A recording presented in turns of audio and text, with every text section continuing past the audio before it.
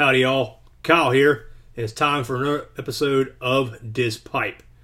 In this show, we're going to delve into pipes and tobaccos, but mostly my pipes and tobaccos and how I got into this hobby. And then we're going to do a box opening. Disclaimer, I already opened the box because I was trying to do another video on it and I screwed it up royally. Well, how I got into pipes. I was a little bit active in the bourbon social media community, and I noticed that a lot of these folks were smoking cigars along with drinking their bourbons. I thought about it, maybe getting some cigars, but I've had cigars in the past. I've tried them before. It's not my thing. I mean, I'll have one from time to time, but it wasn't interesting to me. However, while continuing doing research, looking at the community, I saw some folks smoking pipes. I said, hey, I could probably get into something like that. I mean, what doesn't go better with a glass of bourbon on your back porch, listening to hoot owls, and smoking a pipe and relaxing? And so I went to the mighty university of YouTube and began to research what kind of pipe I should get. Yeah, that's it, just what kind of pipe. Then I went down to my local tobacco shop and purchased a Missouri Meerschaum corncob pipe and 2 ounces of their house blend called Georgia Peach. Now, I did a little more YouTubing and thought I knew how to pack a pipe correctly. Well, I got home and I was so excited to try this thing. I took my Missouri Meerschaum, I packed the pipe, packed it so tight. I got that milkshake resistance on my draw. I'm like, that's resistance. And then I tampered it down so damn tight that you can probably flick a penny off it and bounce back and hit you in the head. So I lit it up, puffed on it, got my charring light, and that's about all the light I can get. I can keep the thing lit for about 2-3 puffs at a time, and it will go out. And when I did get it lit, I was hotboxing it like a cigarette. My mouth was on fire. And the Georgia Peach just tasted like burnt rhino ass. And how do I know what burnt rhino ass tastes like? Hotboxing Georgia Peach is what rhino ass tastes like.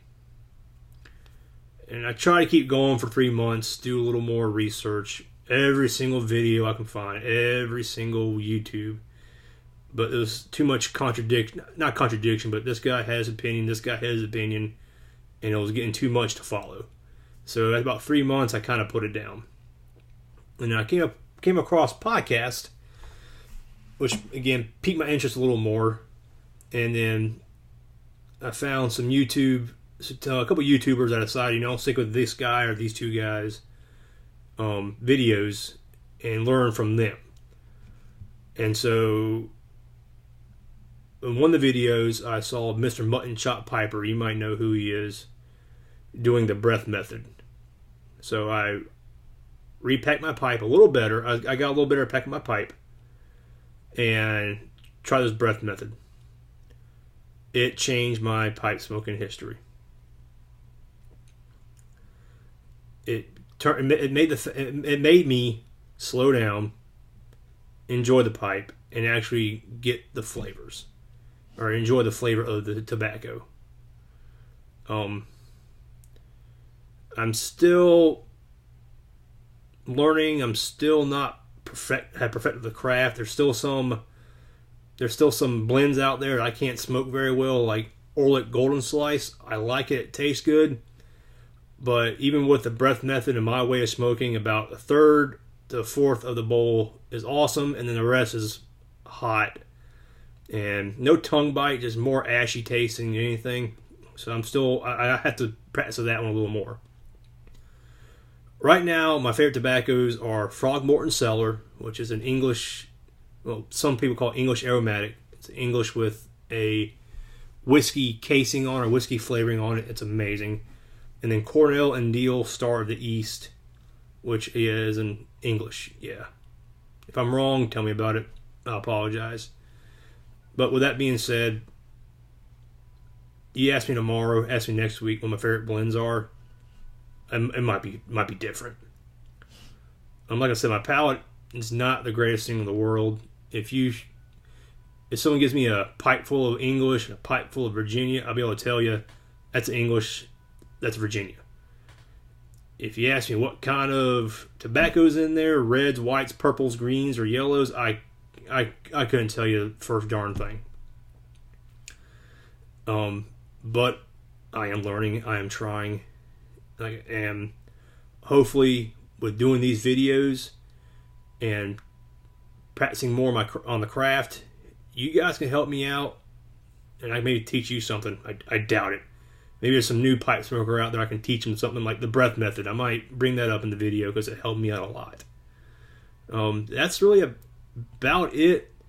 I got some tobaccos in the cellar. My cellar, which is my laundry room cabinet. It's more of I bought a lot of tobaccos to try, and now they're just sitting there. I still smoke them, but I'm still more leaning toward my Frogmorton cellars and my Cornell, my Star of the East. All right, well, that's basically it. That's where I am. That's how I came to pipe smoking. But now let's do a box reveal. Yay, you get to see what I got in the mail. And this right here is just good old Evan Williams white label. Can't go wrong with that. Oh, my box reveal, because like I said, I already opened it. And if you ever get a sticker on the front or a packing list on the front that said "Packed with Care" by so and so, mine was Al, you got to order from SmokingPipes.com. I love SmokingPipes.com. It's easy to order. Their customer service is amazing. I sent numerous emails out to them asking them questions, and they helped me out. And when you get a box from them, it's packed so that nothing can happen to the product inside. And if something does happen to the product inside, call them up, email them. I'm pretty sure they'll be glad to refund you or get you something new. All right. In this box, I got a couple tobaccos. This right here, I'm a little excited about this. This is Cornell and Deal's Bourbon Blue. The only reason I got this tobacco is because it says bourbon in there, and it's not aromatic, according to the website. This is part of their Cellar series, which I've heard a commercial on Pipe Magazine podcast that is a Cellar series, and is made to be kept for time, but you can go ahead and smoke it now. I'm going to go ahead and smoke this now to see if I like it. And if I do like it, I will buy more to keep in the cellar. But this is a dark-fired Kentucky, Perique, Virginia. The family is Virginia, and the cut is a cake. I never had a cake. I'm going to do some more YouTubing and figure out how to do this thing. But I kind of like Perique. I can't really taste it, but if I do a retrohale, I could tell the pepperiness, if that's a word. But I'm excited to try this one.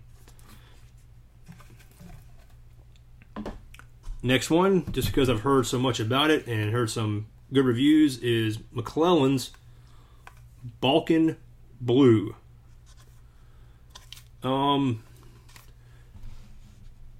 Excuse me. It is in English. It is Latakia, Orientals, and Virginias.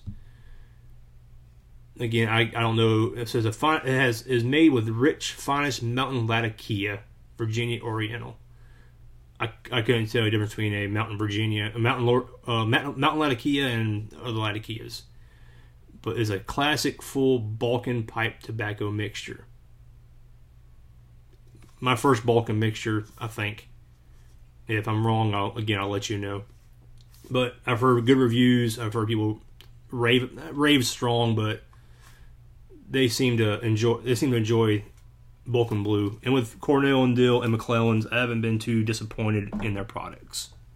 Now, my birthday present to myself. I'm a little excited about this one. Got me a new pipe. You probably saw it. The thing. It is a Nording. I never smoked a Nording. I never held a Nording. Because my local tobacco shop, God bless them, is not a pipe tobacco shop. It's a cigar shop, and they have some pipes.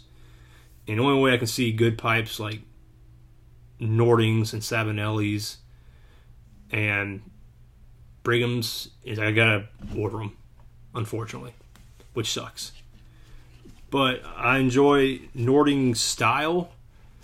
And I heard someone say on another podcast it's factory freehand, which interests me because I like the freehand style. But as you may know, some freehands can go from uppers $700 up to, I think I've seen more, $2,500. This fat guy cannot afford a $2,500 pipe. If you can, God bless you. I'm jealous. But right here I have my Nording Orange Grain Freehand. This is a big SOB. And it's hefty. I like the weight of it. On the top it's got this, I guess, rustication, I guess would be a good thing. A good rustication kind of design on top. That's pretty. It said that the bowl height is 2.14 inches. That's huge. And the chamber depth is 1.53. Now my other favorite pipe, actually my favorite pipe right now, is my Pearson Dracula sandblasted. And it's a bent pot. This has a chamber depth of 1.49. So not too much difference. It's just, I guess, the look of it. And because you go one side right here, it's tall. But you go on that side, see it's got a little dip. So I don't know if they're measuring from from the tall side or the short side. But I'm very excited to smoke this and give it a shot. Probably won't put my new tobaccos in there yet. I might put my regular Frogmorton or my Star of the East in here just to give it a shot. Break it in. Got that carbon cake thing, carbon stuff going. Not carbon, but yeah, carbon already on there. So I don't know why I want to smell it. I ain't been smoked yet, but this is nice. Very nice. I'm excited to get this. Ready to try it out.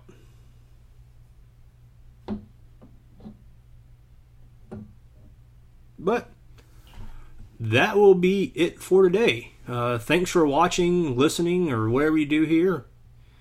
If I got something wrong, please tell me. Please let me know, and I will address it at a later time. If you like it, subscribe. If you don't like it, subscribe.